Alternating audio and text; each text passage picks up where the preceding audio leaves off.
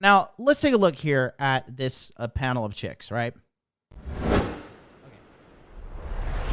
So, first of all, in Tokyo, none of these girls would really turn too many heads at all, okay? This girl, even though she has a very pretty face and big tits, she is also pretty fat, okay? If you guys can dig up her Instagram and pull it up for me, just throw them in the chat. I'll pull them up on screen. Any assistance, Taj, etc. Here's what I'm talking about, okay? Now, some of you dudes would see this chick right here and be like, damn, she's pretty fine, right? But this chick is literally clinically obese, okay? But you don't realize what it's like to live in a nation where the women are so abundantly beautiful that you have to deal with this sexual inflation, right?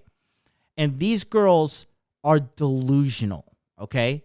So one, what we offer in the Masculine Empowerment Network is proper mindset training to understand, like, how to not take this rejection personally, how to not take their opinion personally as well, because they are completely out of touch with the reality.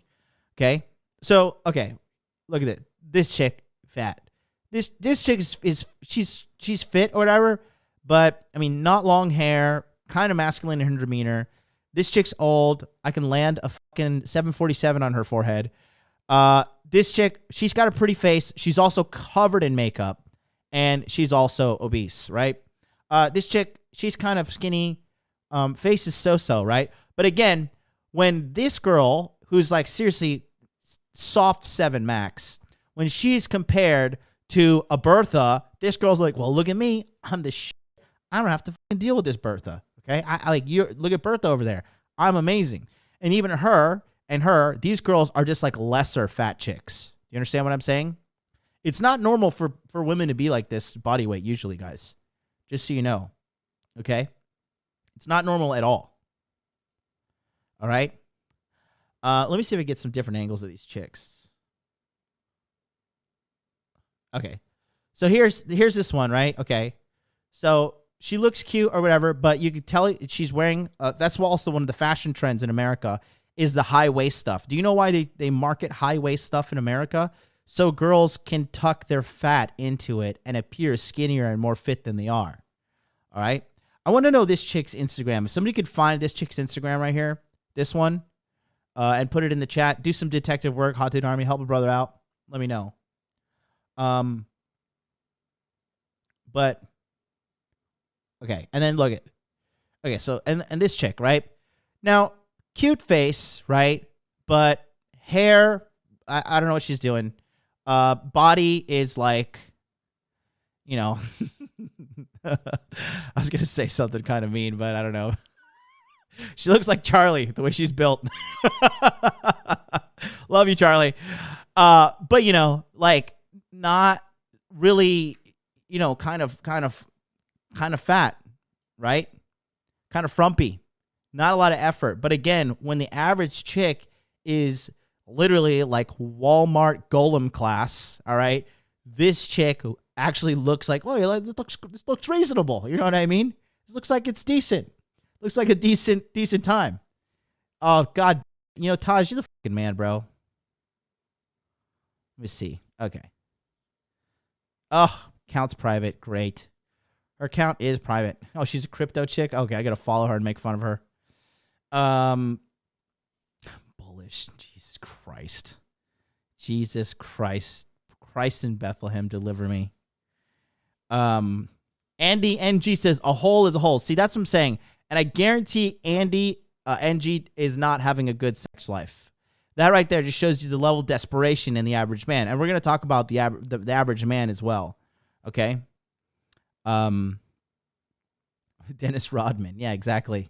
But yeah, you know, this chick right here, right?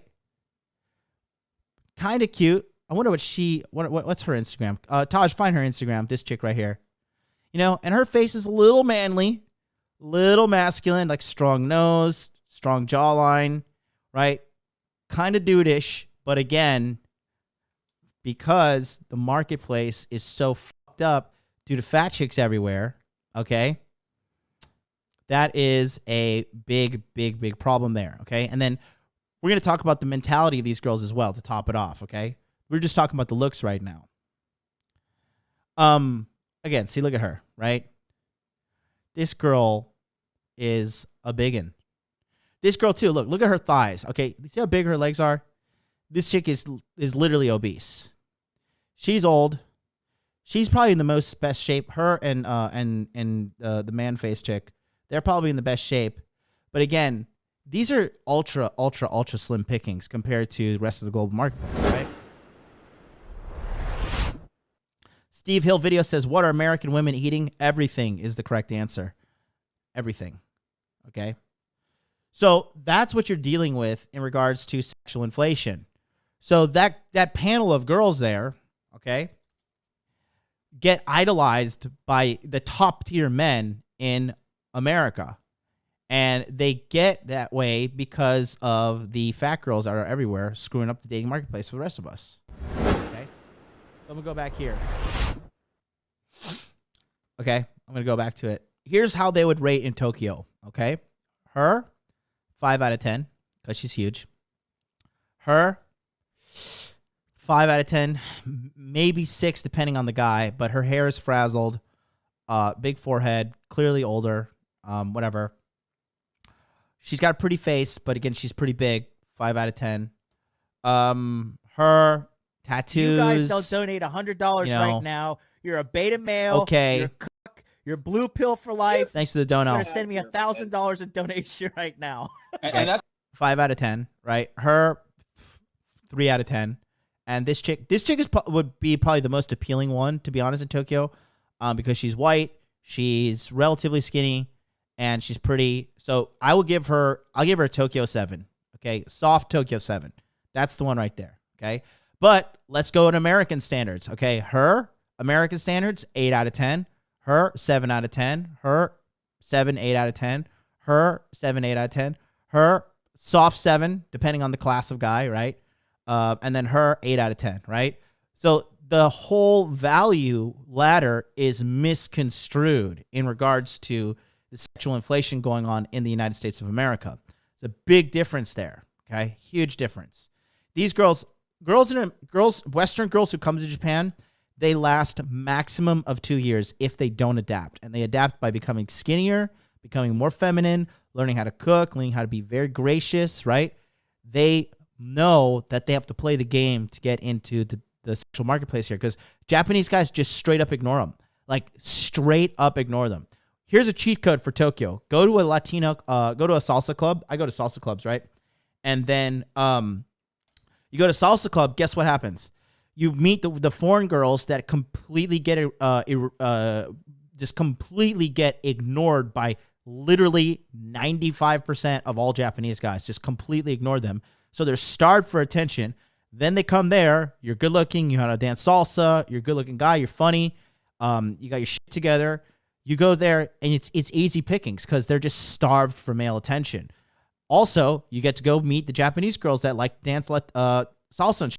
Everybody fucking thinks I'm Spanish. Everybody thinks I'm Puerto Rican or Brazilian or something. I get usually Latino, Brazilian, or Middle Eastern, right? That's what. And then when white people hear me talk, they're like, "You're white, right?" And I'm like, I'm just kind of, I'm like everywhere. I'm like a racial medley. Okay, but yeah, but going back to my statement there, these girls typically 2 years max they last in Japan because they can't handle it. It's too hard, and Japan actually demands that they work hard. Which Japanese women, I'm not gonna lie, Japanese women, Chinese women, Korean women, they work hard. And honestly, here's the thing here's a big difference, and I'll talk to you real quick about this little side note. All right. Here's another reason why you shouldn't take American girls seriously.